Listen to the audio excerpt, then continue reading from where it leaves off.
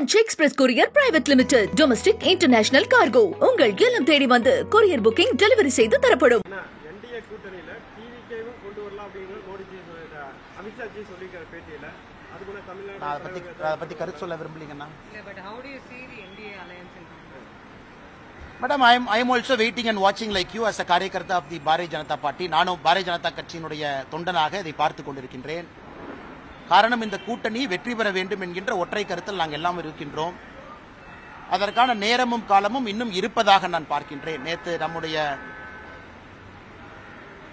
ஐயா முத்துராமலிங்க தேவர் ஐயாவுடைய நினைவிடத்தில் கோவிலில் பல அரசியல் சம்பவங்களை நாம பார்த்தோம். யார் வந்தார்கள், யார் போனார்கள், யார் என்ன பேசினாங்க, அதற்கெல்லாம் பதிலடி என்ன கொடுத்தாங்க அப்படின்னு எல்லாமே நம்ம பார்த்தோம். அதனால் என்னை பொறுத்தவரை நானும் ஆவலோடு காத்து கொண்டிருக்கின்றேன். காரணம், அமித்ஷா அவர்கள், திரு மோடி அவர்கள் ஒரு தூய அரசியலை கொடுப்பார்கள் என்கின்ற நம்பிக்கையோடு தான் நான் பாரதிய ஜனதா கட்சியில் இணைந்து பயணம் செய்து கொண்டிருக்கின்றேன். இல்லாட்டி வேலையை விட்டுட்டு வர வேண்டிய அவசியம் இல்லை, கட்சியில் தொண்டனாக இருக்க வேண்டிய அவசியம் இல்லை. அதற்கு இன்னும் காலம் இருக்கிறது. அந்த காலத்துக்குள்ள நிச்சயமாக தமிழ்நாட்டில் ஒரு நல்ல அரசியலை கொடுப்பதற்கான ஒரு கூட்டணி அமையும் என்கின்ற முழு நம்பிக்கையோடு ஒரு தொண்டனாக என் வேலையை நான் செய்யறேன்.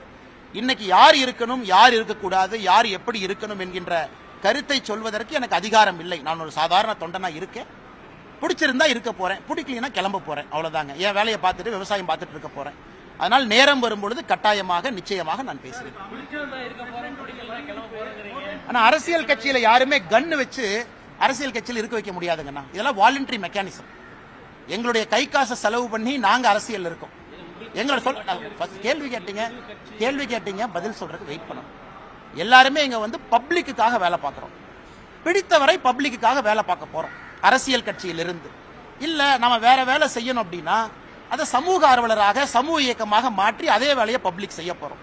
அதான் அம்மா அவங்க கேட்ட கேள்விக்கு நேரடியா பதில் சொல்லிட்டேன். சுத்தி வளைச்சு இந்த கூட்டணி எப்படி அப்படின்னு சொல்லீங்கன்னா நான் எப்பவுமே நேரா பேசுறாள், எப்பவுமே பின்னாடி இருந்து நான் பேச மாட்டேன். இன்னும் நான் காத்திருப்பதற்கு தயார். பாரதிய ஜனதா கட்சியினுடைய தொண்டனாக பொறுத்திருப்போம், பார்ப்போம். என்ன நடக்கும் என்று அடுத்த சில மாதங்கள் கவனிப்போம்.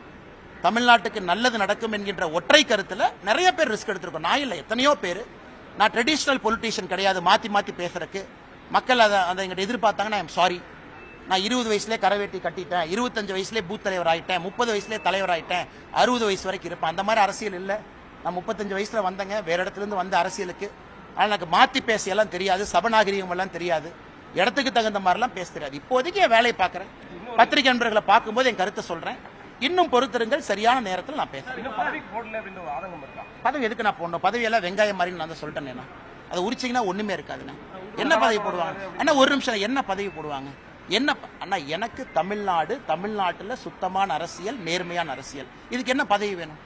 மகாத்மா காந்தி என பல பதவியில் இருந்தார். 1921 ஒரே வருஷம் அகில இந்திய காங்கிரஸ் கட்சியினுடைய தலைவரா ஒரே வருஷம் இருந்தார்.